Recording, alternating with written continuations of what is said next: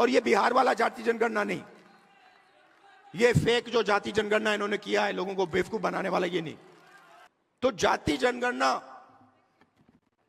X ray MRI जैसी चीज है, उससे दूध का दूध पानी का पानी हो जाएगा। सबको पता लग जाएगा हमारी आबादी इतनी है, भागीदारी इतनी है। जगदीश प्रसाद जी, एडवोकेट यूनुस जी, एडवोकेट राजीव रंजन जी, राजन जी, विजय चौधरी जी, संजय वाल्मीकि जी, विनोद चौधरी जी, मनोज प्रसाद प्रजापति जी, भागीरथ मांझी जी, भाइयों और बहनों, आप सबका यहां बहुत बहुत स्वागत।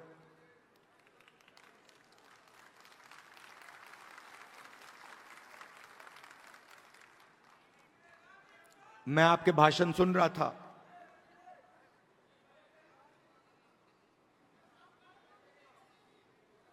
संविधान की बात हो रही थी,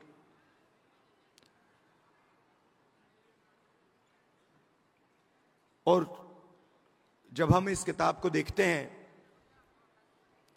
दिखाइए जरा अपना संविधान।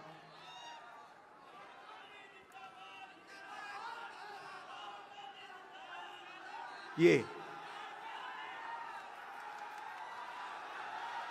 देखिए, जैसे ये अचानक संविधान इस हॉल के कोने कोने तक पहुंच गया, वैसा ही हम हिंदुस्तान में करना चाहते हैं। मगर हमारे लिए ये सिर्फ एक किताब नहीं है, ये इस किताब में हजारों साल की सोच है, हिंदुस्तान की सोच है। आपने शुरुआत में कहा कि बुद्ध भगवान की धरती पे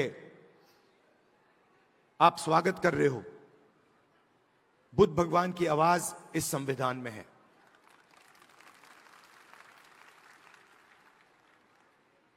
और हर स्टेट में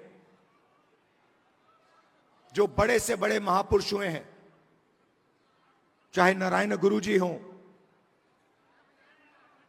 बसवना जी हों, फूले जी हों, गांधी जी हों, अंबेडकर जी हों, इन सब की आवाज इस संविधान में है। मगर सिर्फ उनकी आवाज इस संविधान में नहीं है, इस संविधान में एक और चीज है। इस संविधान में जो हजारों साल से इस देश में दलितों को, पिछड़ों को, आदिवासियों को, उनके खिलाफ जो अन्याय किया गया,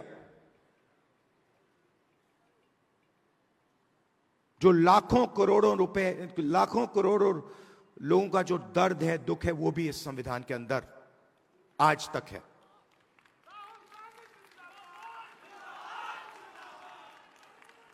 और इस संविधान ने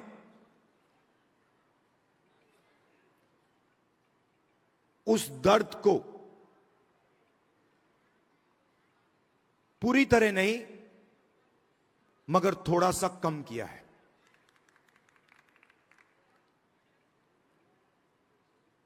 आज मैं यहां जब आ रहा था,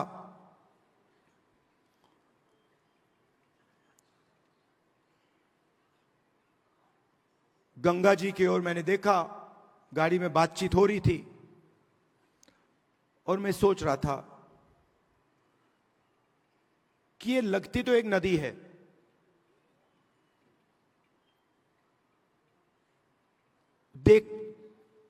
मैं इसको देख रहा हूं एक नदी दिख रही है,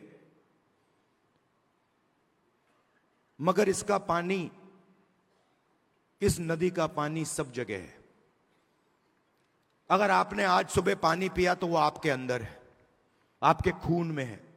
अगर आपने आज सुबह रोटी खाई तो उस रोटी में था। वैसे ही ये इस संविधान का विजन वही था। हम चाहते थे कि जैसे गंगा का पानी सब जगह जाता है, वैसे ही विजन था कि इस संविधान की जो सोच है वो हिंदुस्तान के कोने कोने में, हिंदुस्तान के हर व्यक्ति के अंदर, हर संस्था के अंदर जैसे गंगा का पानी जाता है वैसे जाए।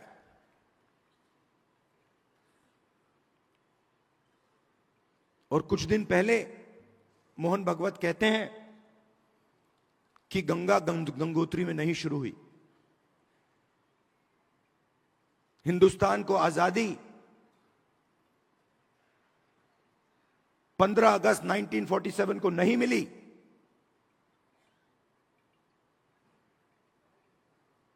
बाद में मिली। तो अगर मोहन भागवत कह रहे हैं कि 15 अगस्त 1947 को आजादी नहीं मिली, तो वो इसको नकार रहे हैं। वो कह रहे हैं, खुले स्टेज में कह रहे हैं कि इस किताब में जो सोच है उसका हिंदुस्तान के लिए कोई मतलब नहीं है। यह आजादी का नतीजा नहीं था, क्योंकि उस समय मोहन भागवत के मुताबिक आजादी तो मिली नहीं।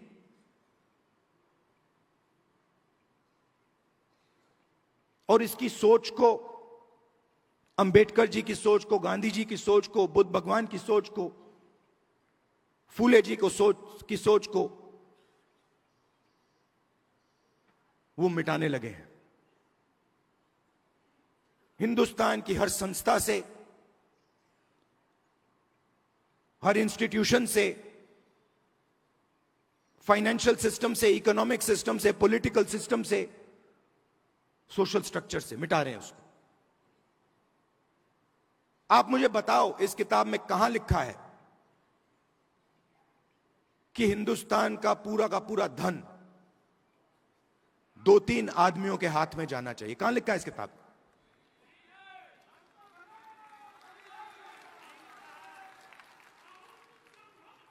तो मोदी जी आते हैं, पार्लियामेंट में आते हैं, पहले कहते थे 400 सीट आएंगे तो इसको हम बदल देंगे।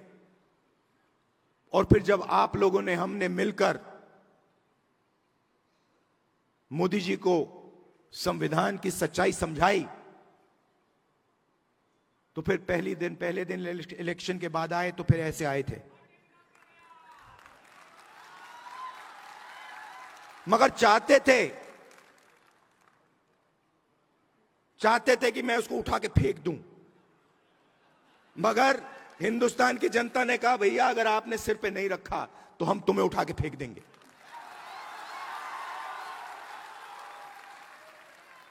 तो इसलिए प्रधानमंत्री ने इसको यहां रखा, मत्था टेका, अंदर चले गए और फिर अपना काम फिर से शुरू कर दिया। मैं आपको 2-3 आंकड़े देना चाहता हूं।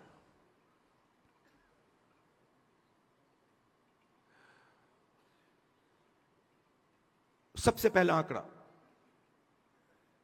आपने रिप्रेजेंटेशन की बात की। आपने कहा कि पॉलिटिकल रिप्रेजेंटेशन होना चाहिए।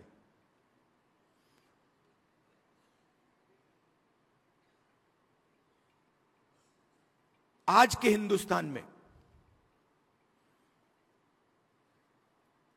एमएलए के पास, मेंबर ऑफ पार्लियामेंट के पास कोई पावर नहीं है। मैं मिलता हूं लोकसभा में बीजेपी के पिछड़े वर्ग के एमपी से, दलित एमपी से, आदिवासी मेंबर ऑफ पार्लियामेंट से, वो मुझे कहते हैं भैया हमें पिंजरे में बंद कर यहां टांग रखा है।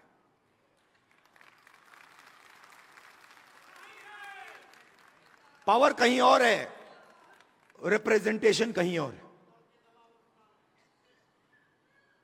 इसका यह मतलब नहीं है कि रिप्रेजेंटेशन नहीं मिलनी चाहिए, मिलनी चाहिए, जरूर मिलनी चाहिए और मिलनी चाहिए, मगर मेरा कहना है सिर्फ रिप्रेजेंटेशन से काम नहीं होने वाला है। हिंदुस्तान की सबसे बड़ी कंपनियों की लिस्ट निकालिए, अदानी, अंबानी, टाटा, बिरला, लिस्ट निकालिए। 500 कंपनी की लिस्ट निकालिए। इनको हिंदुस्तान की सरकार देश का पूरा धन पकड़ा रहा है। एयरपोर्ट्स, पोर्ट्स, सेलफोन, सारा का सारा धन इन 500 लोगों को पकड़ाया जा रहा है। और मैं आपसे पूछना चाहता हूं, इन 500 लोगों में से,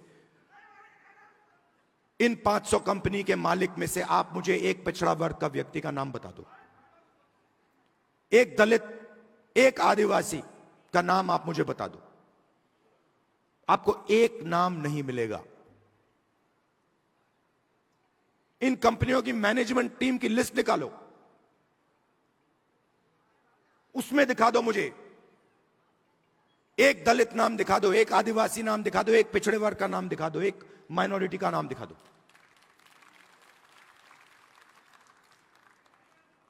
मीडिया में देखिए, एंकर्स की लिस्ट निकालिए, मालिकों की लिस्ट निकालिए। 20-25 कंपनियां, मीडिया की कंपनियां पूरा नैरेटिव बनाती हैं, हिंदुस्तान का नैरेटिव बनाती हैं। उसमें किसान की कभी बात नहीं होगी, पिछड़ों की कभी बात नहीं होगी, दलितों की बात नहीं होगी, मजदूर की बात नहीं होगी।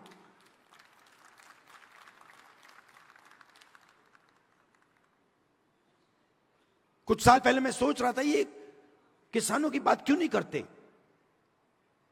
सच्चे मुद्दे क्यों नहीं उठाते, बेरोजगारी की बात क्यों नहीं करते। मैंने लिस्ट निकाली, देखता हूं ये है कौन। मालिकों में आपको एक ओबीसी नहीं मिलेगा, एक दलित नहीं मिलेगा, एक पिछड़े वर्ग का व्यक्ति में नहीं मिलेगा, है ही नहीं उसमें। आपके लोग है ही नहीं उसमें। आप प्राइवेटाइजेशन की बात होती है। आप मुझे बताओ कौन सी प्राइवेट कंपनी में दलित, आदिवासी, पिछड़े वर्ग के लोग मालिक हैं, मुझे बताओ।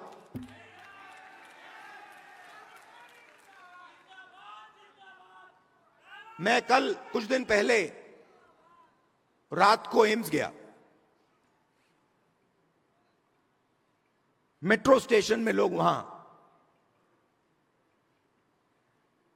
600-700 लोग लेटे हुए हैं। किसी को कैंसर हुआ है, दिल की बीमारी है, वाल्व नहीं काम कर रहा, सांस नहीं ले पा रहे हैं, टॉयलेट नहीं वहां पे, खाने को नहीं है, प्राइवेट अस्पताल में जा नहीं सकते।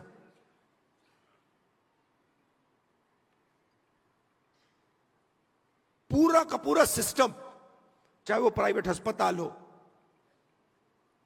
शिक्षा का सिस्टम हो, स्वास्थ्य का सिस्टम हो, बिजनेस का सिस्टम हो, आपके लोग हैं ही नहीं उसमें।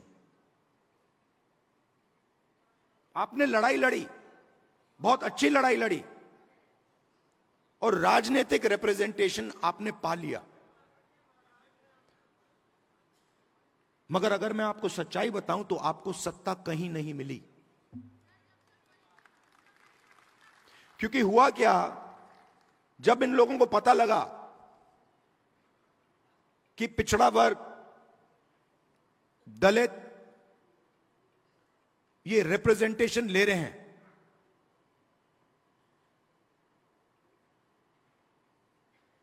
तो इन्होंने रिप्रेजेंटेशन आपको दे दी, मगर पावर कहीं और ले गए।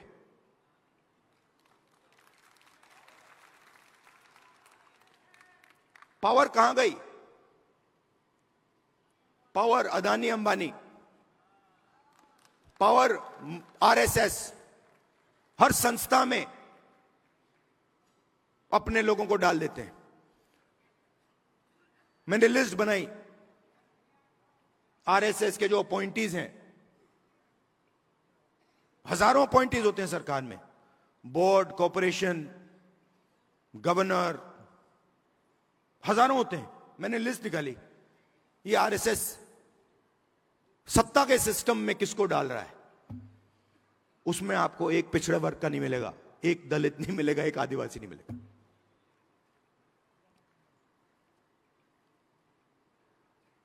बजट, हिंदुस्तान का बजट 90 लोग बांटते हैं। एमपी एमएलए बजट नहीं बांटते। जो धन है वो 90 अफसर बांटते हैं, secretary to government of India. मैंने लिस्ट निकाली, ये है कौन? आपकी आबादी, पिछड़े वर्ग की आबादी 50% है, कम से कम। कोई जानता नहीं है। आज तक कोई यह नहीं कह सकता कि गारंटी कह के मैं कह रहा हूं कि भैया 50% है। यह कह सकते हैं कि हां 50%, कम से कम 50 है, 50 से 55 भी हो सकती है, 60 भी हो सकती है, पता नहीं, मगर 50 से कम नहीं है। दलितों की 15%, आदिवासियों की 8%।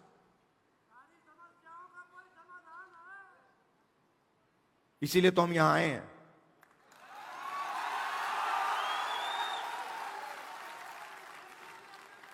तो तकरीबन 90% दलित, आदिवासी, पिछड़े वर्ग के लोग माइनॉरिटी हैं। और अगर आप उन अफसरों की लिस्ट देखें तो 90 में से 3 ओबीसी वर्ग के हैं। आपकी आबादी 50%, 90 में से 3 आपके। और अगर हिंदुस्तान की सरकार 100 रुपए खर्च करती है बजट में, 100 रुपए बांटती है, तो ओबीसी अफसर 5 रुपए का निर्णय लेते हैं। आबादी 50%, बजट में भागीदारी 5%। दलित 15%, उनके भी 3 अफसर, 100 रुपए बंटते हैं, 1 रुपया उनका अफसर निर्णय लेता है, 1 रुपए का। आदिवासी 8%, 8% आबादी, 100 रुपए में से 10 पैसे की भागीदारी। तो अब आप सब मिला लो,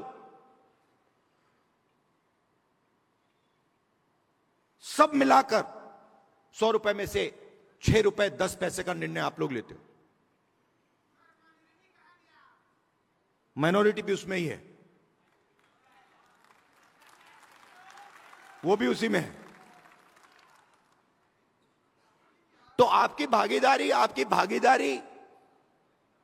6%, 7%, 8%, आपकी आबादी 90%।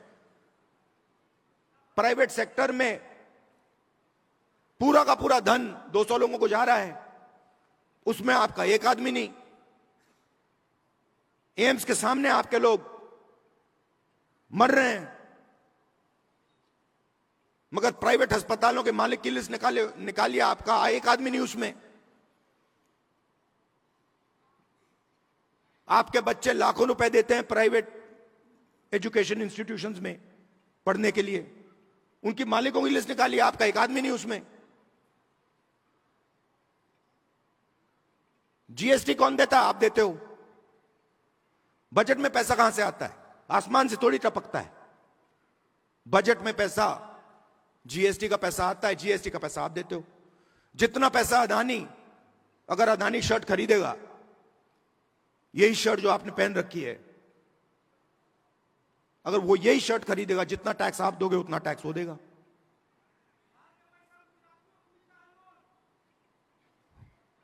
तो हो क्या रहा है? आप मेहनत कर रहे हो, आप जीएसटी दे रहे हो, आपके जेब में से पैसा निकलता है, महंगाई बढ़ती है,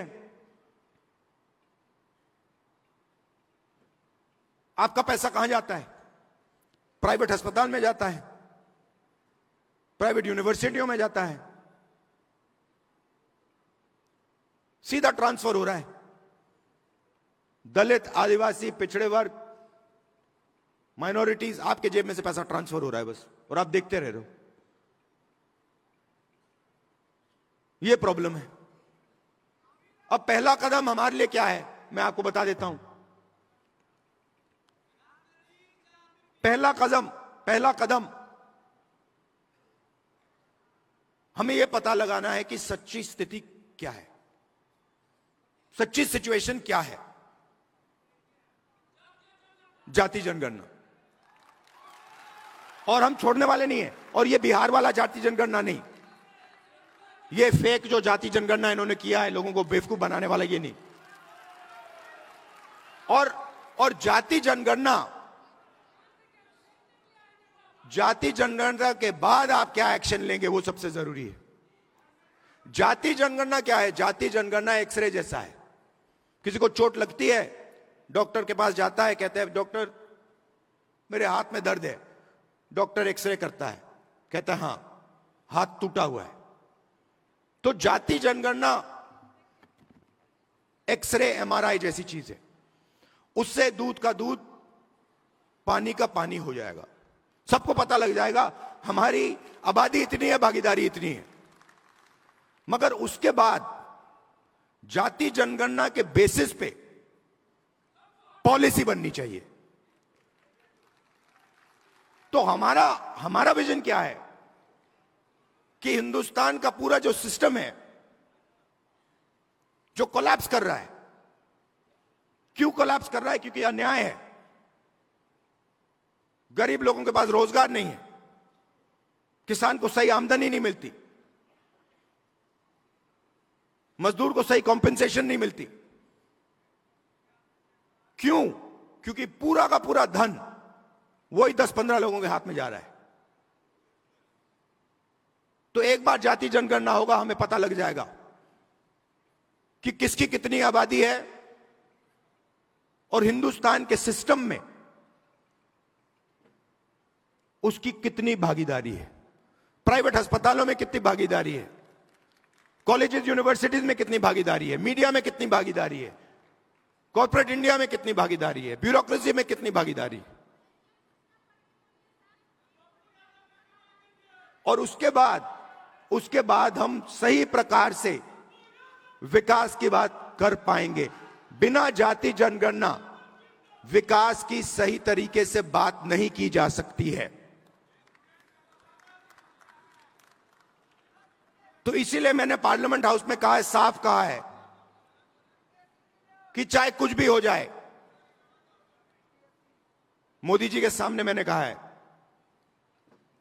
चाहे कुछ भी हो जाए, कांग्रेस पार्टी इसी लोकसभा में और राज्यसभा में जाति जनगणना आपके मुंह के सामने पास करेगी।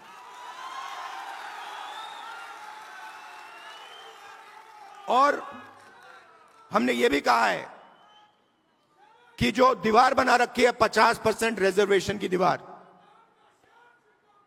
उस दीवार को हम लोकसभा और राज्यसभा में तोड़ के परे कर देंगे।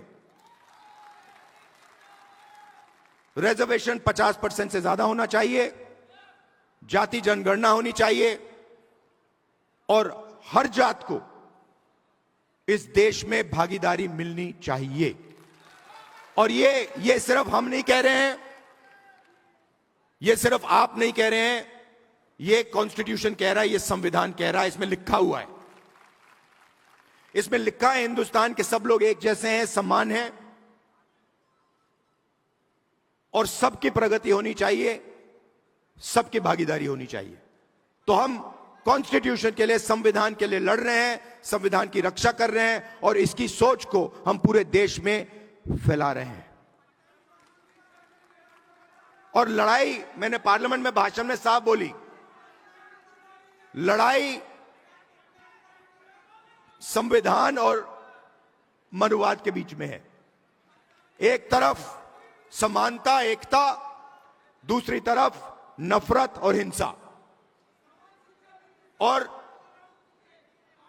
मैं ये आपसे कहने आया हूं, जो आपने कहा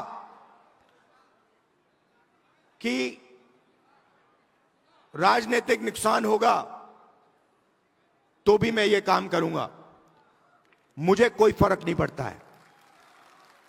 जितना नुकसान हो वो सब हो जाए, मुझे कोई फर्क नहीं पड़ता। ये काम मैं करके छोड़ूंगा। आप सब यहां आए,